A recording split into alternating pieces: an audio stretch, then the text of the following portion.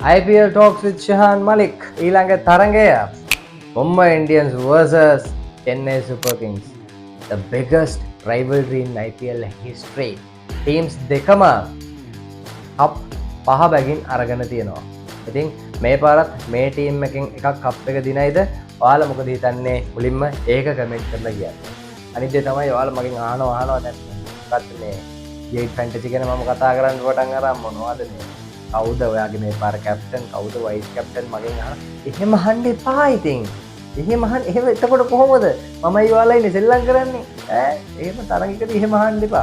අනික මේ ජේඩ් ෆැන්ටසි මේක ලෙජිට්ද? මේක කොහොමද රෙජිස්ටර් වෙන්නේ? අරහම ඒවා ගොඩාක් කට්ටිය අහලා තිබ්බා. යන්න jdfantasy.com එකට වෙබ්සයිට් එකට ගිහිල්ලා බලන්න. හොඳේ. ඔයාලට අවශ්‍ය කරන තොරතුරු එතන ඔක්කොම තියෙනවා. මමත් එතනින් තමයි ඉගෙන ගත්තේ. හරි. ඉතින් එතකොට හරිනම් මට ජේඩ් ෆැන්ටසියෙන් හම්බෙන්න ඕනේ මේ මොනවා හරි මම මෙහෙම කරනවාට.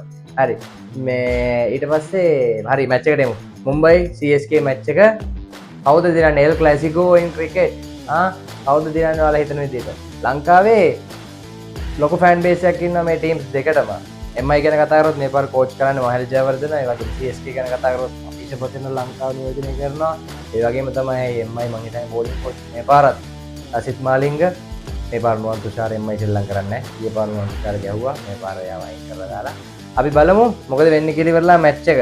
මැච් එකේ පොඩ්ඩක් අපි ප්‍රෙඩික්ෂන්ස් ගැන කතා කරන කලින් මම පොඩ්ඩක් කියන්නම් මේ මං හිතන විදිහට හොඳ chance එකක් අද මැච් එක දිනන්න තියෙන්නේ ඇත්තටම CSK වලට. ඒකට හේතුව තමයි මුම්බයි ජර්සි එක කනගෙන හිටියට ඒකට හේතුව තමයි මේ මැච් එක තියෙන්නේ CSK හෝම් ග්‍රවුන්ඩ් එකේ. අනිත් එක තමයි හාර්දික් පාණ්ඩ්‍යා.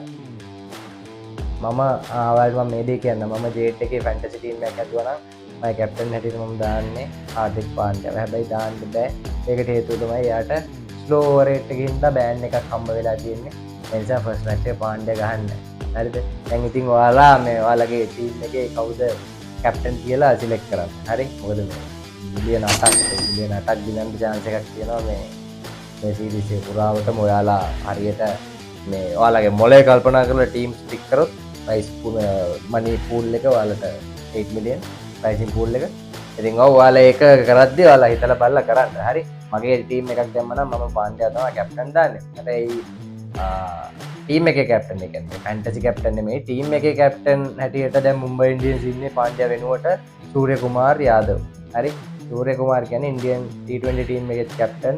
කොයි විදිහට ටීම් එක ලීඩ් කරයිද කියලා අපි බලමු. CSK ගත්තොත් ෘතුරාජ් ගයික්වාඩ් තමයි කැප්ටන්.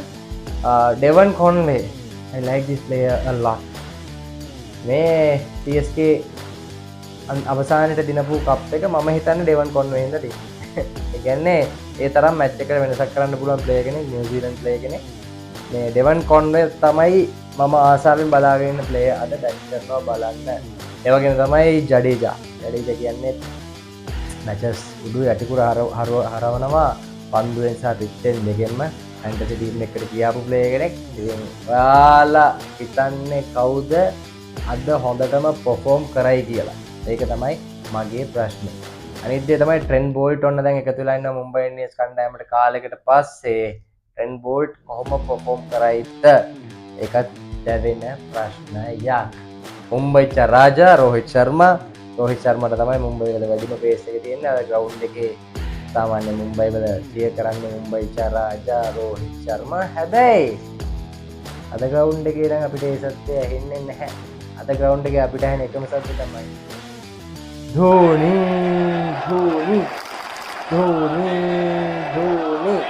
ඉතින් MS ධෝනිගේ අවසාන IPL සීසන් එක වෙයිද කියලා කියන්න දන්නේ නැහැ. ඉතින් හැම මැච් එකම එයාගේ අන්තිම මැච් එක බලනවා කියලා හිතලා මම නම් බලන්නේ. මොකද I'm a very big fan of MSD. ඔයාලා මොකද හිතන්නේ මේ MSD ගේ අවසාන IPL සීසන් එක වෙයිද? සහ වැදගත්ම ප්‍රශ්න.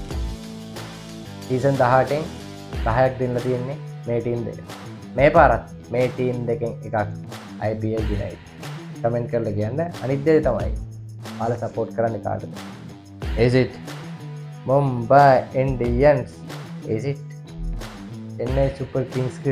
பெரிய விசில் அடிங்கு கமெண்ட் கரண்டே